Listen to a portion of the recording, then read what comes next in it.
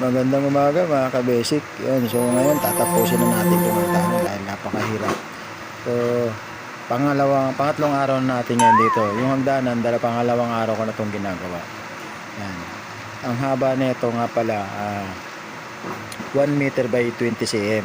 Kaya lang kasi yung step natin 90 lang. So, pinutulan natin ng 10 cm yan. Walang problema dyan. At least kunti lang yung matatapon. Yung una kasi ngayon nilang ka-basic binili, 60 by 120. So, napakaraming tapo nun. Ito, di baling may kapiraso pa namang zero, pero kaya na sa ano eh.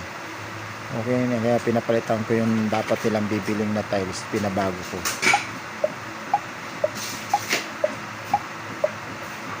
So, ayan, naakit na naman si Chloe.